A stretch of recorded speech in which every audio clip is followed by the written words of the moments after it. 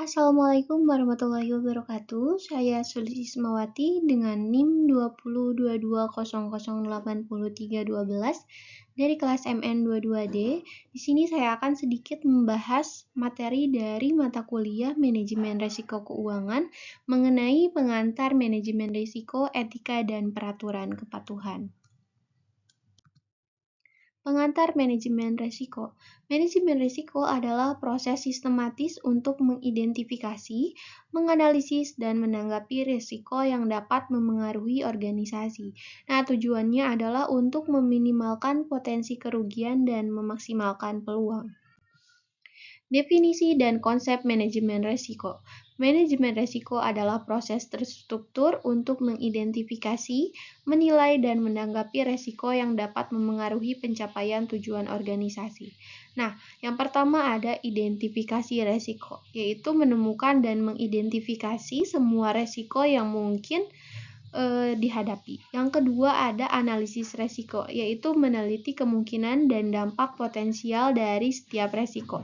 Yang ketiga ada evaluasi resiko, yaitu menentukan pentingnya setiap resiko berdasarkan kemungkinan dan dampaknya. Yang keempat ada penanganan resiko, yaitu memilih strategi untuk menanggapi resiko seperti menghindari, mengurangi, ataupun menerima.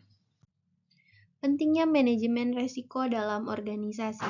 Nah, di sini terdapat beberapa alasan mengenai mengapa pentingnya manajemen risiko dalam organisasi. Yang pertama yaitu untuk meminimalkan kerugian, yaitu mencegah kerugian finansial, kerusakan reputasi, dan gangguan operasional. Yang kedua, meningkatkan keuntungan, yaitu membuka peluang baru dan memanfaatkan sumber daya secara optimal. Yang ketiga, memenuhi kepatuhan, yaitu memastikan kepatuhan terhadap peraturan dan standar industri. Yang keempat, meningkatkan kepercayaan, yaitu membangun kepercayaan di antara stakeholder seperti halnya investor, pelanggan, dan karyawan. Etika dalam manajemen risiko. Nah, etika dalam manajemen risiko menekankan pentingnya kejujuran, transparansi, dan akuntabilitas dalam proses pengambilan keputusan. Nah, pada kejujuran yaitu untuk menghindari manipulasi data dan mengungkapkan informasi yang tidak lengkap. Pada tahap transparansi yaitu untuk membuka informasi tentang resiko kepada stakeholder secara jelas dan akurat. Dan yang terakhir, ada akuntabilitas yaitu bertanggung jawab atas keputusan yang diambil dan dampaknya terhadap organisasi. Peraturan kepatuhan dalam manajemen risiko. Peraturan kepatuhan memberikan pedoman tentang bagaimana organisasi harus mengelola risiko dan melakukan informasi. Yang pertama, ada identifikasi dan evaluasi, yaitu memastikan bahwa semua resiko yang relevan diidentifikasi dan dievaluasi dengan benar. Yang kedua, dokumen dan pencatatan, yaitu mempertahankan catatan yang lengkap dan akurat tentang proses manajemen risiko. Yang ketiga, pelaporan dan komunikasi, yaitu melaporkan informasi tentang risiko kepada stakeholder secara tepat waktu dan transparan. Yang keempat, pemantauan dan tinjauan, yaitu memantau dan meninjau secara berkala proses manajemen risiko dan efektivitasnya. Identifikasi dan analisis risiko.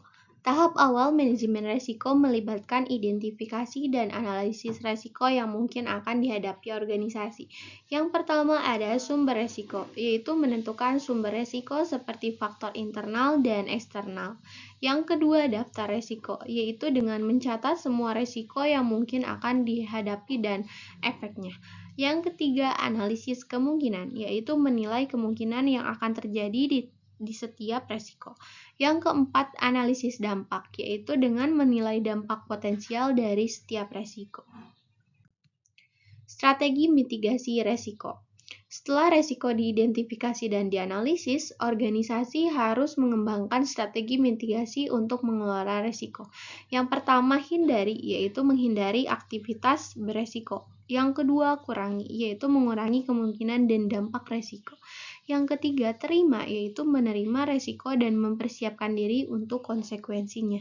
Dan yang keempat, transfer, yaitu memindahkan resiko ke pihak lain untuk melalui asuransi ataupun kontrak. Implementasi dan pemantauan manajemen resiko. Nah, implementasi manajemen resiko memerlukan komitmen dari seluruh organisasi untuk menerapkan strategi yang telah diputuskan. Yang pertama ada pemantauan. Nah, ini memantau secara berkala untuk memastikan bahwa strategi mitigasi efektif. Yang kedua, evaluasi, menilai kembali proses manajemen resiko dan strategi mitigasi secara berkala. Yang ketiga, pelaporan, yaitu melaporkan hasil pemantauan dan evaluasi kepada stakeholder. Dan yang keempat, ada peningkatan, yaitu meningkatkan proses manajemen risiko secara berkelanjutan. Nah, mungkin cukup sekian sedikit penjelasan dari saya. Terima kasih. Wassalamualaikum warahmatullahi wabarakatuh.